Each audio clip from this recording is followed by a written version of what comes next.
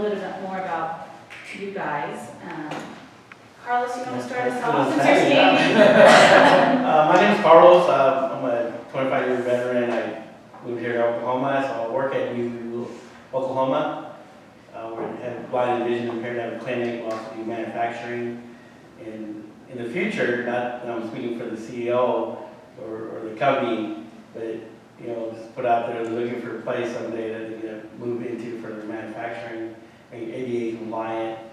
So that's a big plan. Try to pass the information over, contact her and give you the name. Absolutely. And, but besides that, and a personal thing, I'm also I got a new bill, so I'm still looking to grow more in Oklahoma City, and looking at more property or business venture kind of thing. So yeah, there's just too much here in town just to let it go by and watch.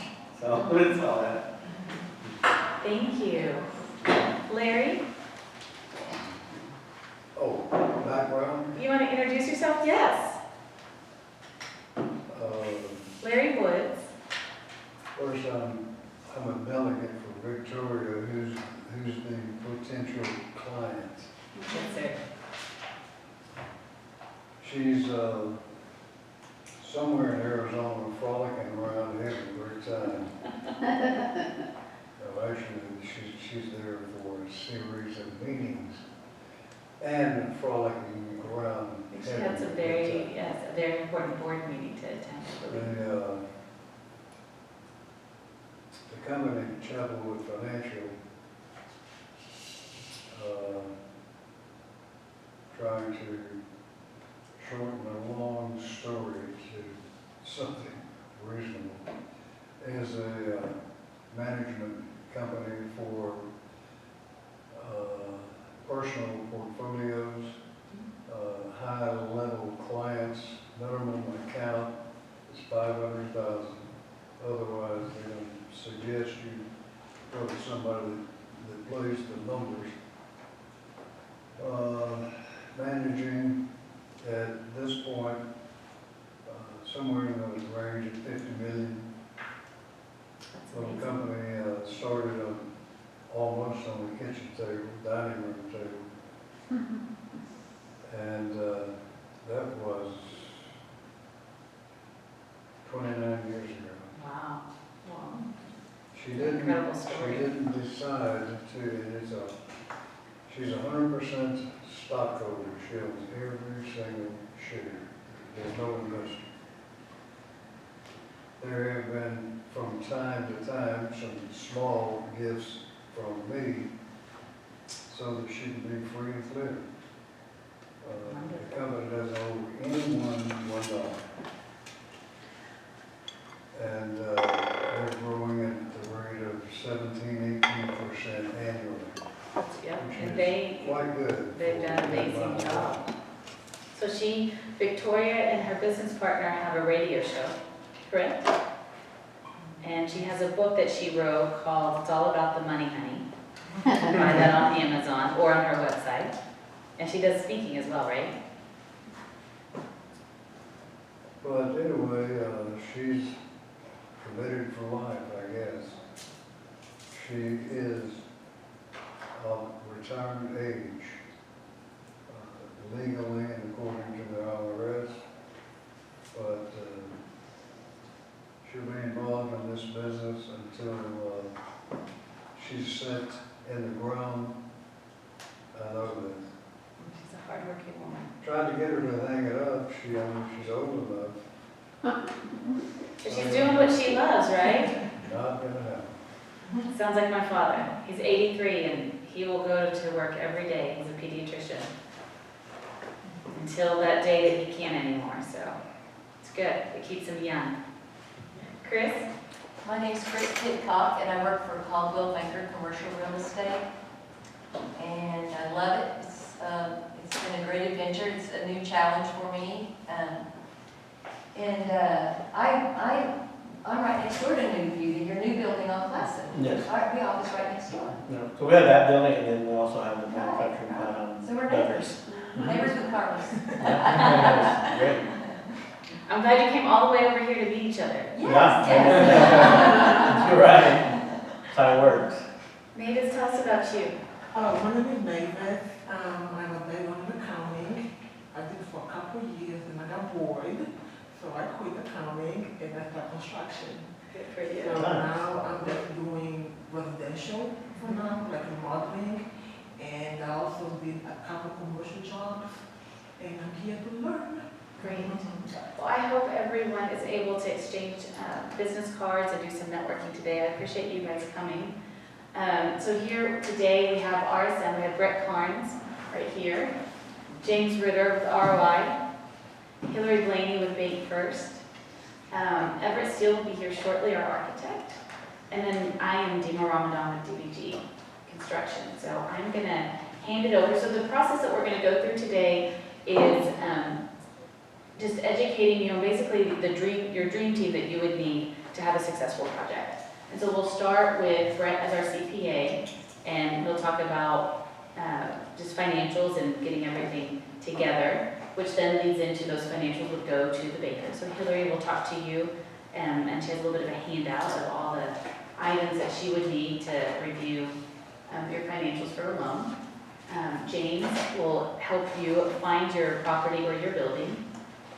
So Carlos, James could be the person that hooks you up, or Chris as well. So, and the architect brings your ideas and puts them onto paper, and then we bring your project to life. So I'll pass it off to you. And this little clicker works. So just the right and left is on here.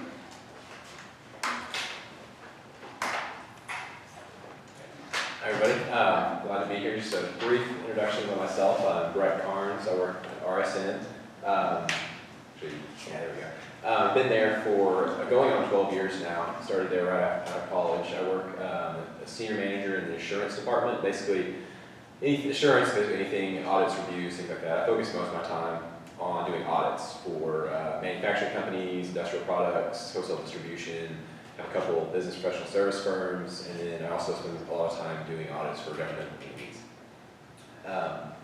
So today I just kind of wanted to walk through, so it's a high-level overview. I'll set my stopwatch right here so I don't go too long, but obviously I'll give you my cards at the end, so if you have any questions you can reach out. The first thing I wanted to just talk about is getting your financials ready. And it's an easy concept to be ready, and you probably do have financial records that are always up to date. But when you're going through a process of, especially building or obtaining a loan or doing things like that, it has to be in accordance with U.S. GAAP, which is the bottom point down here. And basically, your banker will talk to you more about this here shortly, but they're going to want financial information probably to give you the loan. They're going to probably want to review an audit or an actual review of the financial statements quarterly or annually, however the loan is structured. So in order to do that, and obviously up front, you'll want, you probably need a budget, and you need to get a clear picture of your financials before you even decide if you want to buy or lease or whatever. So it's usually, you really need to have someone, either a CPA or an accountant on staff, if you have that, or if you have a financial background yourself. Or if not, there's a lot of different sizes of CPA firms out there who can serve some of the larger firms or smaller firms, and just finding the right one that fits your needs if that's the road you choose to go down. It's really important probably because not all CPAs are created equal. We all have different backgrounds, we all have different skill sets and different focus areas. So I wouldn't ever just go to a CPA firm and say, okay, this is the one, I'm just going to use you. You probably want to go and talk to them and get some references and see if they're going to fit your needs. And obviously, if you choose to have someone internally do the accounting and you don't have a financial background, you probably want to have at least some sort of check-in process or have them prepare financials monthly. Because one of the things that we see a lot in our audits, and it's easily overlooked. We'll go out there and say, oh, you guys make daily entries and you reconcile things monthly, but every now and then there's just something that slips through the cracks. We've seen bank accounts that haven't been reconciled for 3 or 4 months, and I'm sure if it's the accountant that's doing that, maybe they get in a position where they just are behind, they don't want to admit, oh, I haven't reconciled this bank account for 3 or 4 months. But if you're, at least, if you don't have a financial background and you're having them provide you certain things each month, then at least you'll know if it's being done or not. And also, obviously, too, CPA firms will allow you to, I mean, you may not want to have them do all your books, but you can have them come in and just kind of set it up to begin with, and then you can have someone come in, and they can work with them. I mean, you can come in monthly, and they can take a look at it, the CPA firm, and give another set of eyes if you're not comfortable doing it yourself. So I also want to talk a little bit about leasing versus buying, kind of pros and cons, just some things to be aware of. Some of them are really just basic that you obviously think of, like leasing. The pros of leasing is no significant upfront down payment, and limited responsibility for repairs and maintenance. And that one can be, I mean, depending on how your lease is structured. I mean, there may be some stuff, you may have like a set fee each month that you pay as part of your lease payment that is for repairs and maintenance and things like that. Or there may be some that you would be responsible for some of it. But obviously, you're not responsible for the whole property as much as you would be if you owned it. There's flexibility with regards to a term of commitment. You know, you can structure it with 1 year, 5 year, month to month, however you and the owner, landlord is comfortable doing. There is potential restraints on how much you can modify the space. Actually, I think that should have been down in the cons. But it's easier to move out if you outgrow the space. So the cons, rental payments, are not building any equity for you. That's the big one for me. I mean, if you're just paying an expense each month, you're not really getting an asset out of it. You're not really able to recoup your costs, or in the real estate market, if you hold it long enough, appreciate significantly. Tenant improvements, so you may make improvements, and this kind of ties in with what should have been in the cons. You may, depending on the owner and how much they allow you to do, be able to modify the space to fit your needs and things like that. And sometimes you have to pay for that, and they don't really add any value for you. It just adds value to the property owner. And then, so the cost variability upon renewal of the lease. So the pros, I mean, you're real flexible if you want 1 year, 2 year, 5 year. But the shorter you lock in, the more flexibility of that new term. It's basically market rates. I mean, they say, well, we're going to increase this, $500 a month or something like that. You're kind of subject to whatever the market is for that the lease payment monthly. And if you outgrow the property in the middle of a term, there's a lot of times penalties, things like that you have to pay to get out of the lease if you're not at a convenient point in time to move out. So buying, pros, obviously the big one, opportunity to build an equity, be an asset for yourself. I mean, it's something, like I said, there's a lot of things now, especially in Oklahoma City. I mean, there's a lot of areas that are growing, and so if you get in on the beginning of it, it could be growing even more, appreciated to the point where down the road when you're wanting to get out of, if you own the building, you can own it, and it's really flexible as far as if you have extra space, you can rent that extra space out to somebody else. And then even if you own the building and operate your business through its life and you're ready to retire, if you still own the building, obviously if it's paid off or anything like that, it could be an extra source of income for you going forward of renting it out to other people as well. The fixed mortgage payments, I mean, basically when you get a loan, if you aren't able to finance it by other means, I mean, you know what you're going to pay every month. It's the same amount. And another big one is tax benefits. I'll go into that a little bit more here shortly. But the tax benefits of buying, there's a lot of things you can do, and that's probably where you'll definitely need help with this from a CPA. I'm not a tax professional, but there's a few high-level things I'll go over that are really key to kind of know and ask your CPA about. Increased flexibility to modify the space. Basically, as long as you're within building laws, you can pretty much modify the space you own however you want. The improvements that you make, if you make them, add value to you. And basically, if you can make it at any time. I mean, if you're leasing, a lot of times the improvements have to be approved by the landlord. So if you want to make something, you can just make whatever you want to move, to grow or expand or not knock on a wall or whatever. You don't have to have any approval for that at all. Like I mentioned earlier, potential extra income if you have extra space. And that's one of those things where if you know you're going to grow and you plan to grow, but you're not quite there yet, you could always rent out that extra space. Cons of buying, obviously significant upfront costs, and you're responsible for all the utilities, repairs, insurance, property taxes. A lot of that stuff can be deducted as well in the tax terms. I'll get on here in a second.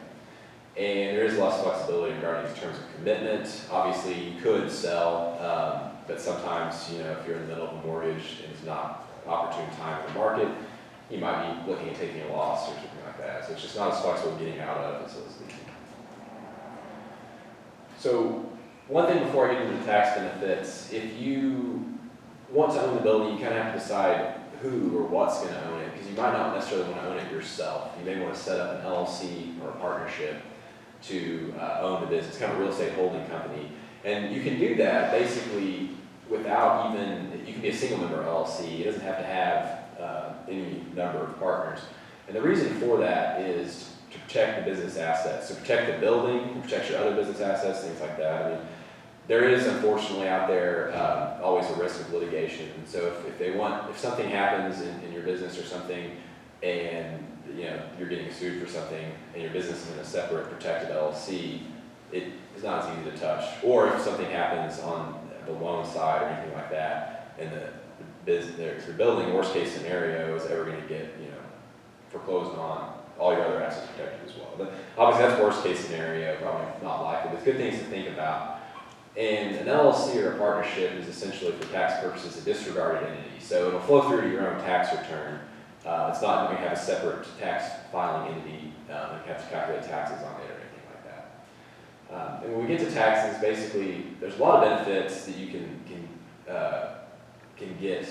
And when you work through CPA, they'll find the ones that are right for you. I mean, it's not every tax return is going to be identical. So the activities you undertake in the building may result in different types of deductions. I mean, obviously, if you're renting out extra space, there are more expenses that you can deduct as a landlord, basically, for a portion of that. Some of the potential deductions up here include mortgage interest. So the interest you pay on the mortgage, that's a deduction item on your tax return. Property taxes, you can deduct that. Repairs and maintenance, depreciation, insurance, and like I said, potentially other expenses, depending on how you're using the building.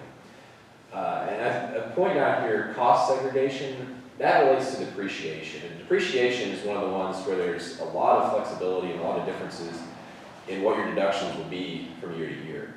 So the IRS code defines the tax lives of various types of assets, like buildings or real property, furnitures and fixtures, software, things like that. So, and if, say, a building is over 39 years is the way you appreciate it. So you basically take the cost of your building and divide by 39 years, and each year, that's going to be the amount you are going to be able to deduct in your tax return. So the cost segregation that I'm talking about is basically going through and identifying kind of the optimum tax life of assets. So you have a building, and a lot of times we'll go out and we see somebody has this whole building. Say someone owns this building, and they just have on their books building, and it's depreciated over 39 years. But if you think about it, I mean, there's chairs, there's tables, there's all kinds of, there's actually the parking lot's own, land improvements, the concrete, things like that, and a lot of those have shorter lives. So if you can segregate items and depreciate them earlier, you can actually get more benefit earlier on your tax return.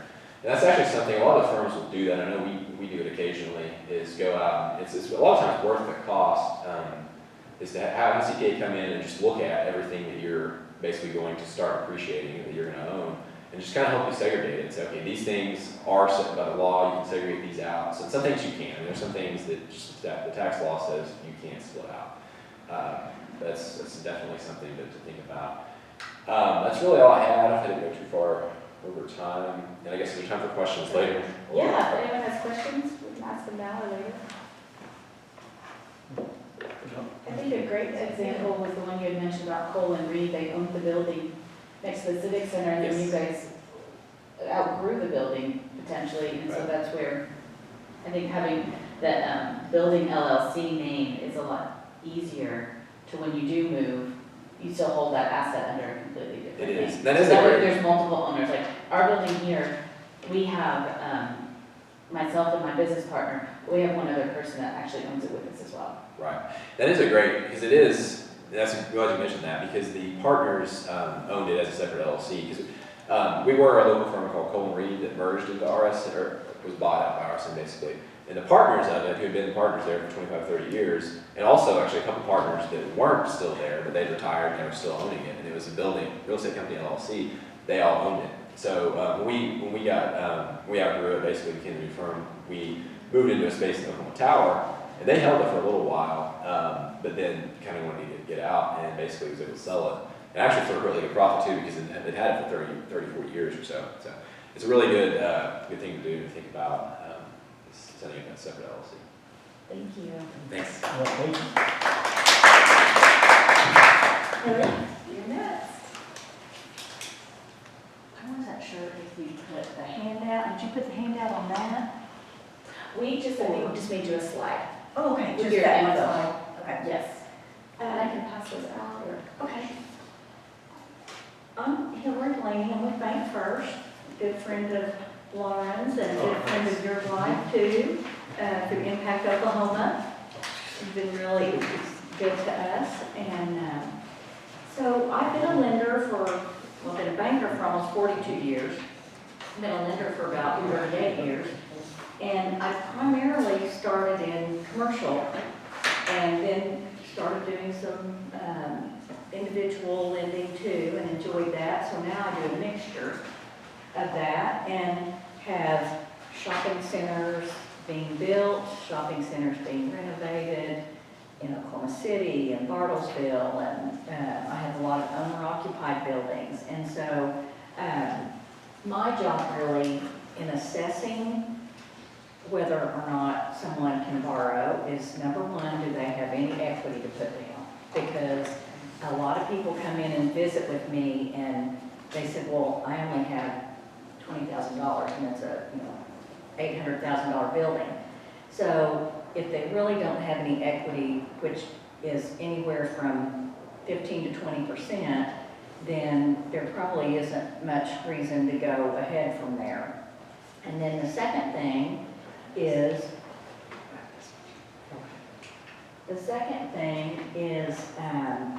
whether or not they have the cash flow. So let's say you've been leasing and now you want to buy, and I just take that rent and assess that into debt service, and typically it's about the same or less to own. So I assess the cash flow, and then the third thing I do is determine if the property will be worth the value when you're finished. And I'll go through how I order the appraisal and all that. And then the fourth thing I do is structure it. It might be a building that takes 9 months to build. It might be 18 months. It just depends on how long it takes to do that. So the time of the construction loan and then the permanent. Most people do the construction loan with me and then we turn it into a permanent. And it could be a 5-year fixed rate, a 7-year fixed rate, a 10-year fixed rate. Banks won't typically go out past that time, but they will let you amortize 10 years, 15 years, 20 years. Most won't go over 20. I have gone to 25, but it's been at a time that someone put 50% down or something, and they had really good cash flow.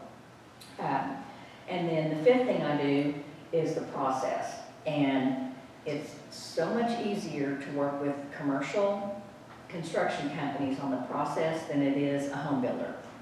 Because the home builders don't want to send me invoices and they don't want to fill out a request for payment and all that. They're a little more picky about, they don't want to have to say what they're doing to someone, to be accountable to someone. And so I do the same process, whether it's commercial or for home. So in the process, the borrower, the builder, the bank, the inspector, and the architect all work together in a partnership. Because when the builder is ready to draw, I make the borrower look at it to make sure that the borrower thinks those things have been done. I have an inspector that goes out and inspects monthly.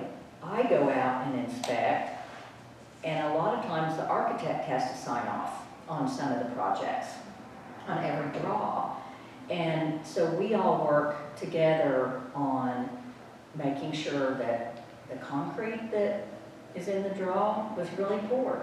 Because I have been so lucky in my career to not really have any problems at all on the commercial side, but I've had some quality problems on residential, because we don't inspect for the quality, we just inspect to make sure they ask for $50,000 for steel. Is the steel there or not? So that's what I monitor. So when we make the loans, we charge a pretty nice fee for that, because that covers me going out, it covers the inspector going out, and all the monitoring.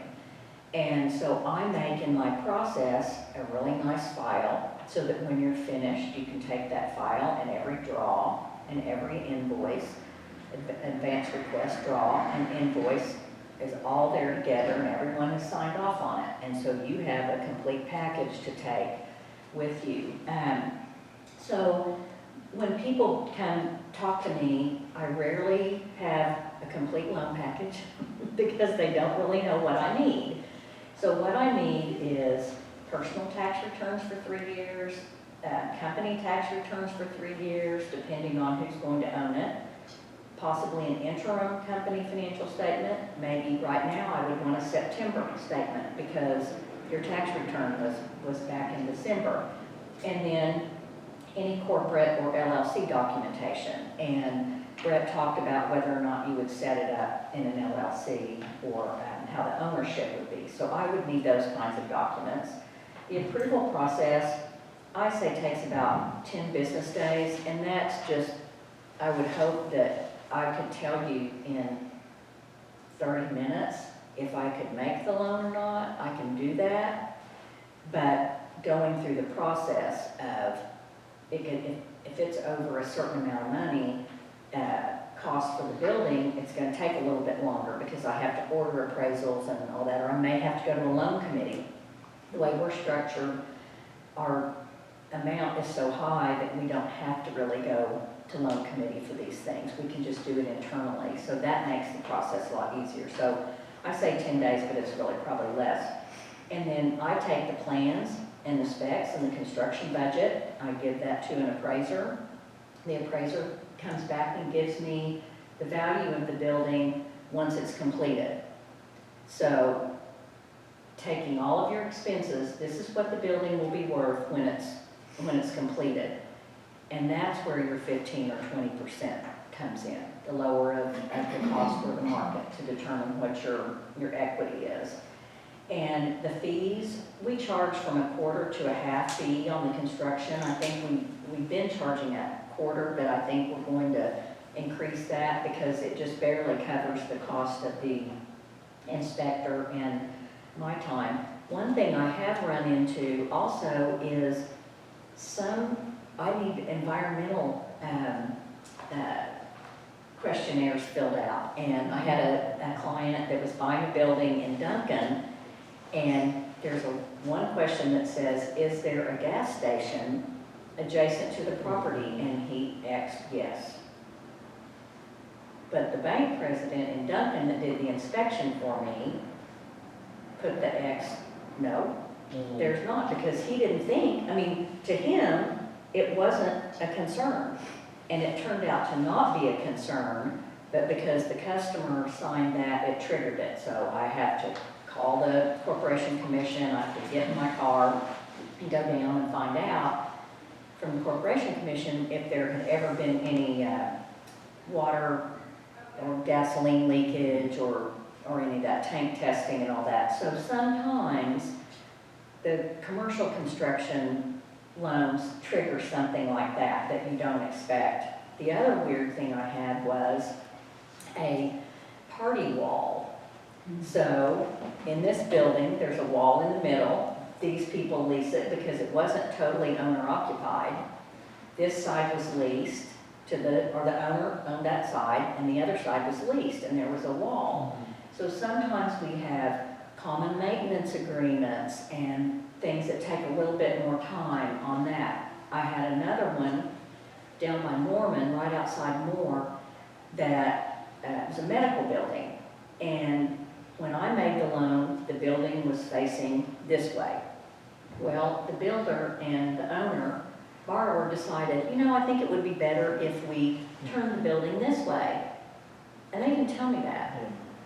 And again, I just go once a month to see, and so does the inspector. Well, it turns out that was a private road that went to Lock Supply, and they had made the entrance be off of the Lock Supply private road. So then we had to go pay Lock Supply a common cross-access agreement to do that. So sometimes we have little hitches like that happen.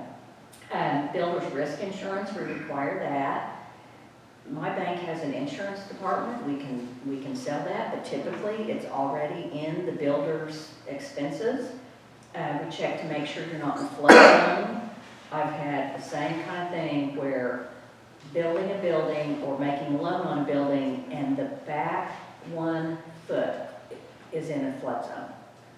And you're required by federal regulations to buy flood insurance up to, I think, I don't remember, it's $250,000 or $500,000. And that makes people really unhappy when it's just 1 foot in the back corner that's off.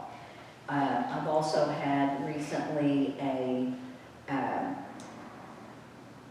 encroachment is what it was called under the title work.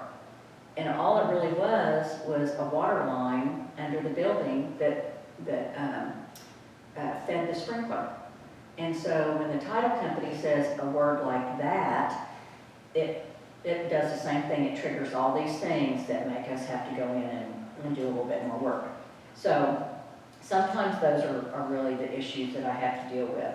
One thing that we do require if it's new construction is once we close on the loan, the title company goes to, gets a pre-construction survey, usually within a day or two. They file the mortgage, they go get the pre-construction survey and make sure nothing's been done on the property.